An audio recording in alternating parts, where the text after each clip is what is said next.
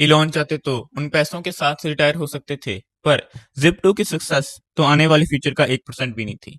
College के दौरान जब इलॉन नोवा स्कोशिया बैंक में इंटर्नशिप कर रहा था, तब उसने रियलाइज किया कि बैंकिंग इंडस्ट्री काफी स्लो और ओल्ड फैशन थी। तब इलॉन ने डिसाइड किया कि वो बैंकिंग इंडस्ट्री को डिसरप्ट करेगा।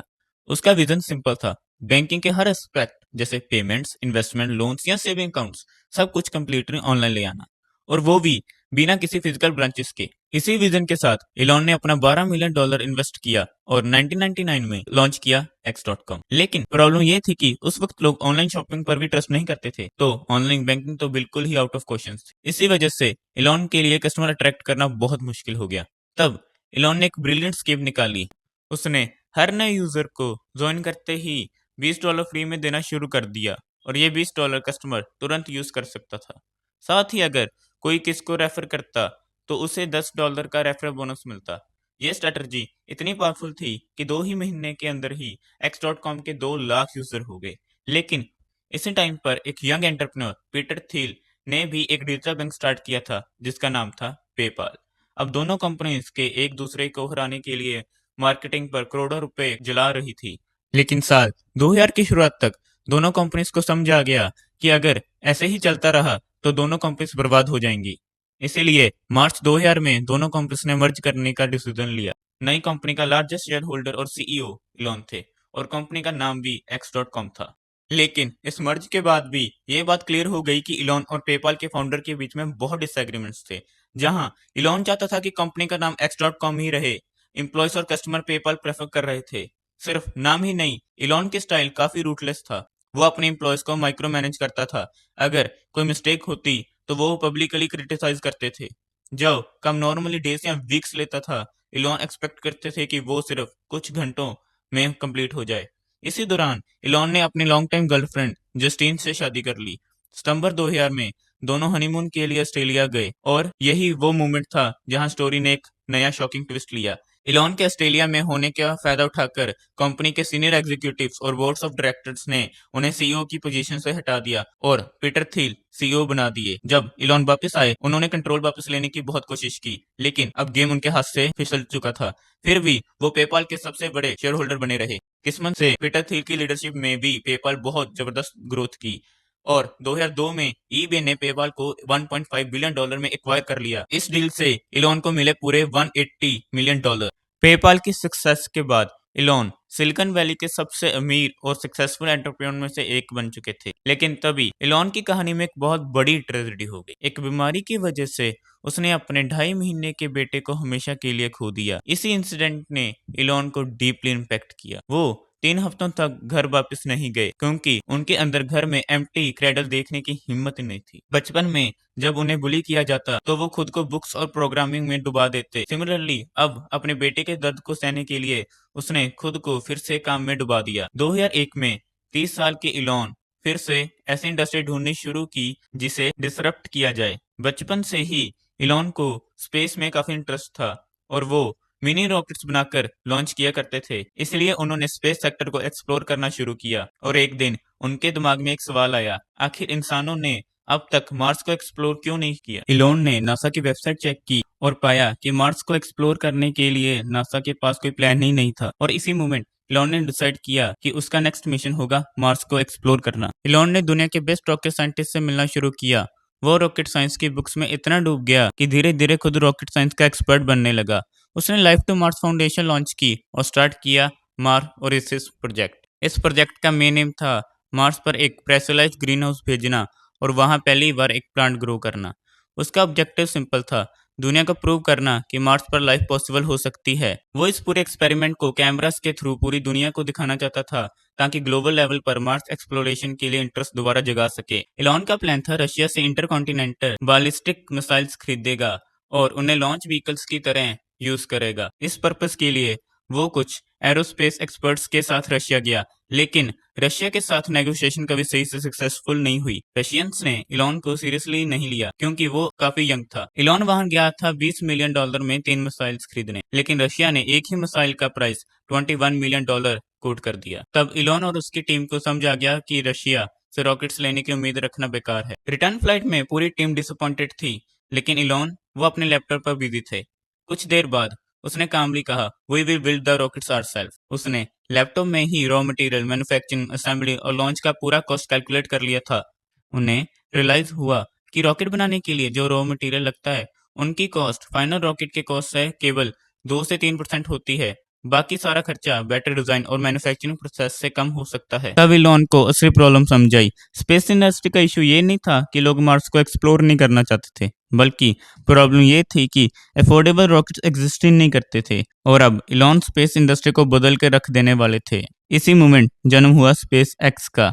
जून 2002 में इलॉन ने एक 75,000 स्क्वायर फीट वेयरहाउस खरीदा और उसे कन्वर्ट कर दिया एक मॉडर्न रॉकेट फैक्ट्री में। इलॉन ने बोइंग और नासा जैसे ऑर्गेनाइजेशन से दुनिया का बेस्ट रॉकेट साइंटिस्ट और इंजीनियर्स हायर किए। उनका सिर्फ एक मिशन था, स्पेस इंडस्ट्री में सबसे चीपेस्ट और फास्टेस्ट रॉकेट्स बनाने वाली कंपनी बनाना।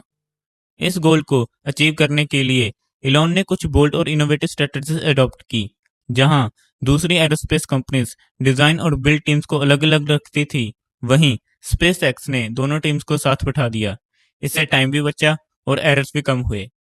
फिर स्पेसएक्स ने अडॉप्ट किया वर्टिकल इंटीग्रेशन, मतलब जो पार्ट्स पहले थर्ड पार्टी सप्लायर से आते थे, जैसे engines, fuel tanks, battery PACS, अब स्पेसएक्स उन्हें खुद ही बनाने लगे क्योंकि सप्लायर स्लो और एक्सपेंसिव थे। और फिर इलॉन ने एक और शॉकिंग चीज नोटिस की, बाकी कंपनीज हर रॉकेट पार्ट पर 2 से 3 गुना ज्यादा पैसे खर्च कर रही थी, जबकि सेम काम सस्ते पार्ट से भी हो सकता था। इसके साथ इलॉन ने अनाउंस किया कि स्पेस एक्स का पहला रॉकेट का नाम होगा फाल्कन 1। उस वक्त दूसरी कंपनी 600 kg पेलोड को लो अर्थ ऑर्बिट में भेजने के लिए लगभग $70 मिलियन चार्ज करती थी, लेकिन इलॉन ने प्रॉमिस किया वही पेलोड सिर्फ $7 मिलियन में भेजकर दिखाएंगे। स्पेस एक्स का टारगेट था कि फाल्कन 1 को सिर्फ 1 साल में लॉन्च कर देंगे, लेकिन पूरी कोशिश के बाद भी इसे तैयार करने में पूरे 4 साल लग गए। और फिर फाइनली 2006 में वो दिन आ ही गया। 70 फीट लंबा सिल्वर कलर का फाल्कन 1 लॉन्च होने के लिए तैयार खड़ा था। काउंटडाउन खत्म हुआ, रॉकेट धीरे धीरे ऊपर उठने लगा और पूरी टीम खुश से झूमने लगी। लेकिन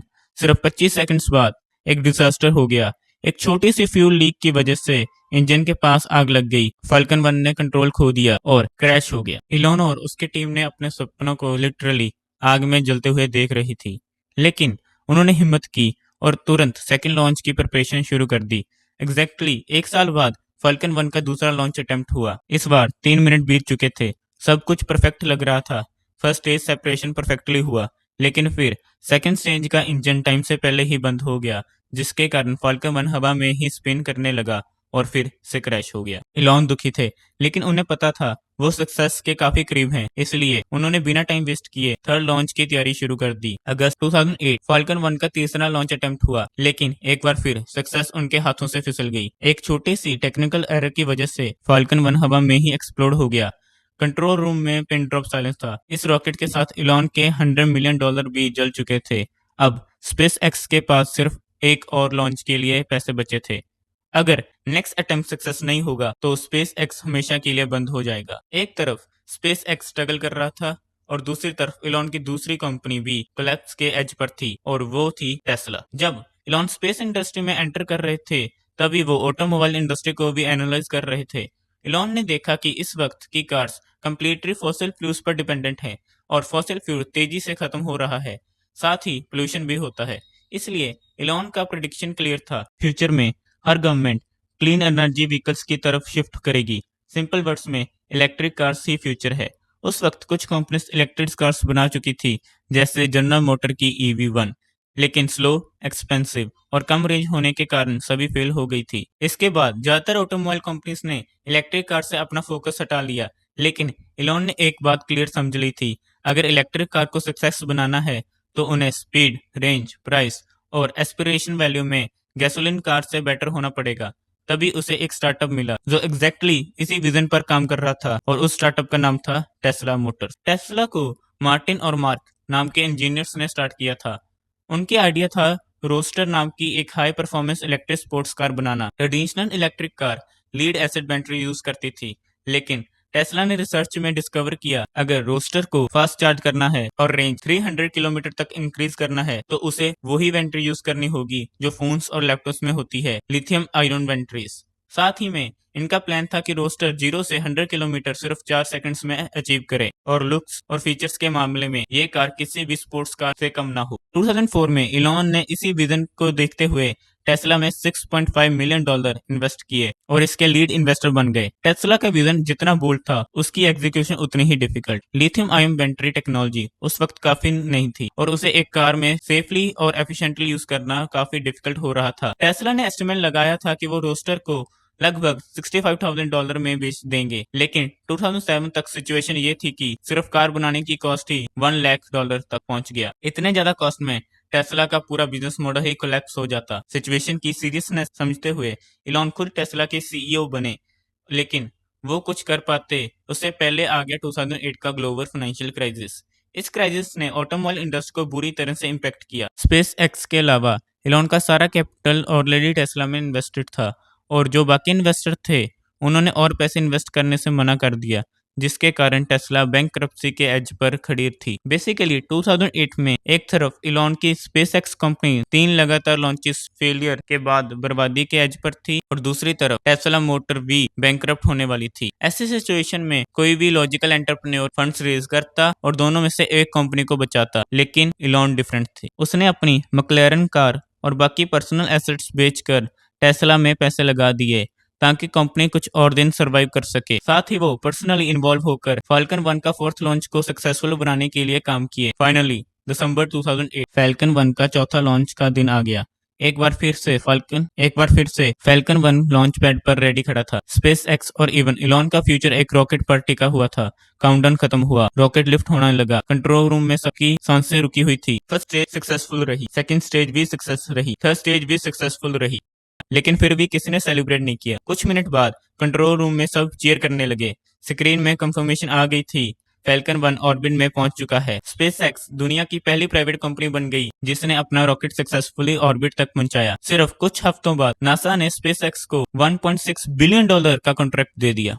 इसमें स्पेसएक्स को इंटरनेशनल स्पेस स्टेशन तक कार्गो डिलीवर करना था। इस कॉन्ट्रैक्ट के चलते स्पेसएक्स दुनिया की सबसे सक्सेसफुल प्राइवेट स्पेस कंपनी बन चुकी थी। लेकिन दूसरी तरफ टेस्ला अभी भी स्ट्रगल कर रही थी, इसलिए इलॉन खुद इन्वेस्टर को कांटेक्ट करना शुरू किया। उन्हें समझाया कार रेडी है और हजारों लोगों ने पहले ही प्री ऑर्डर भी कर चुके हैं। उन्हें ये फंडिंग सिर्फ मास प्रोड्यूस कर कस्टमर तक पहुंचने के लिए चाहिए। और फाइनली इलॉन की मेहनत रंग लाई। क्रिसमस ईव के दिन उसे $40 मिलियन की इमरजेंसी फंडिंग मिली और टेस्ला बैंकरप्सी से सिर्फ कुछ दिन पहले बच गई। इस फंडिंग के बाद टेस्ला ने रोस्टर की मास प्रोडक्शन और डिलीवरी शुरू कर दी। रोस्टर की सक्सेस ने दुनिया को प्रूव कर दिया कि electric car fast, long range और क्लासी भी हो सकती हैं। लेकिन एक प्रॉब्लम थी, रोस्टर सिर्फ 2 सीटर स्पोर्ट्स कार थी, काफी एक्सपेंसिव थी और सिर्फ एक नीश कस्टमर सेगमेंट के लिए बनी थी। इलॉन जानते थे अगर टेस्ला को लॉन्ग टर्म में एक बड़ी ऑटोमोबाइल कंपनी बनाना है तो उसे मास मार्केट के लिए कार्स बनानी होगी।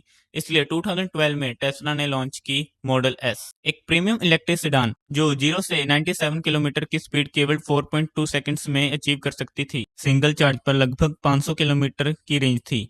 लेकिन मॉडल एस की खास बात यह थी, यह सिर्फ एक कार नहीं बल्कि एक कंप्यूटर थी जिसमें व्हील्स लगे हुए थे। इसमें एक मैसिव 17 इंच टच स्क्रीन थी जिसके थ्रू यूजर कार के ऑलमोस्ट हर function, lighting, climate, navigation, entertainment को कंट्रोल कर सकते थे। प्लस इस कार में लैपटॉप या मोबाइल की तरह सॉफ्टवेयर अपडेट्स के थ्रू इंप्रूवमेंट और नए फीचर ऐड किए जा सकते थे। इवन कार के डोर हैंडल्स भी ऑटोमेटिकली बाहर आ जाते थे जब यूजर कार के पास आता था। इन सब के कारण मॉडल एस सिर्फ एक अच्छी इलेक्ट्रिक कार नहीं बल्कि सभी एग्जिस्टिंग कार से काफी बेटर थी। लॉन्च होते ही मॉडल एस काफी सक्सेसफुल हो गई और मोटर ट्रेंड ने इसे कार ऑफ द ईयर का अवार्ड दिया। इसके बाद टेस्ला ने अपना आईपीओ लॉन्च किया, बल्कि 2013 तक कंपनी प्रॉफिटेबल भी हो गई। आगे चलकर टेस्ला ने मॉडल एक्स, मॉडल 3 और मॉडल वाई लॉन्च की और 2017 तक टेस्ला दुनिया का मोस्ट वैल्यूएबल कार कंपनी बन चुकी थी। आज Tesla fully self driving cars बना रही है और दूसरी तरफ स्पेस एक्स ने लॉन्च किया फाल्कन 9 जो फाल्कन 1 के कंपैरिजन में 500 गुना ज्यादा पेलोड स्पेस में ले जा सकता है। फिर 2015 में स्पेसएक्स ने रीयूजेबल रॉकेट्स बनाकर इम्पॉसिबल को पॉसिबल कर दिया। अब हर लॉन्च के बाद नया रॉकेट बनाने की जरूरत नहीं थी और स्पेस ट्रैवल का कॉस्ट भी काफी कम हो गया। स्पेसएक्स के थ्रू इलॉन ने स्टारलिंक के नाम से हजारों सैटेलाइट्स लॉन्च किए जो दुनिया के कई हिस्सों में हाई स्पीड इंटरनेट प्रोवाइड कर रहे हैं। और अब वो अपना सबसे बड़ा रॉकेट स्टारशिप बना रहे हैं, एक ऐसा रॉकेट जो फ्यूचर में ह्यूमंस को मार्स तक ले जा सकता है। इसके अलावा इलॉन ने ट्रांसपोर्टेशन को रिवैल्यूनाइज करने के लिए दी बोरिंग कंपनी और हाइपरलूप को कंसेप्टुलाइज किया। 2015 में उसने लॉन्च किया न्यूरोलिंक, जिसका एम है ह्यूमन ब्रेन में कंप्यूटर चिप इम्प्लांट करना, ब्रेन और कंप्यूटर के बीच डायरेक्ट कम्युनिकेशन अनेबल करना, और साथ ही XAI थ्रू AI कंपनी भी स्टार्ट कर चुके हैं। इन सब कंपनी की वजह से इलॉन मस्क दुनिया के सबसे अमीर इंसान बन चुके हैं और उनकी नेटवर्थ लगभग $852 बिलियन है। लेकिन इलॉन जितने अमीर हैं उतने ही कंट्रोवर्शियल भी हैं। उनके एम्प्लॉयज ने टफ वर्किंग कंडीशंस और एक्सट्रीम वर्क प्रेशर की कंप्लेंट्स की हैं। इवन ट्विटर को एक्वायर करने के बाद उन्होंने एक ही बार में हजारों एम्प्लॉयज को फायर कर दिया था। उनके कंट्रोवर्शियल ट्वीट्स ने कई बार स्टॉक प्राइसेस को नेगेटिवली इम्पैक्ट करते हैं। फाइनली इलेक्शन कैंपेन में लगभग $280 मिलियन डोनेट करने के बाद इलॉन प्रेसिडेंट ट्रंप के काफी क्लोज बन चुके हैं। इस वजह से उनके पास पैसे और पॉलिटिकल पावर्स का लीथल कॉम्बिनेशन है। ये कहानी थी इलॉन मस्क की। अगर आपको ये वीडियो अच्छी लगी तो मैं रिकमेंड करूंगा कि आप मुझे सब्सक्राइब करें, क्योंकि मैं आगे भी ऐसे वीडियो अपलोड करता रहूंगा।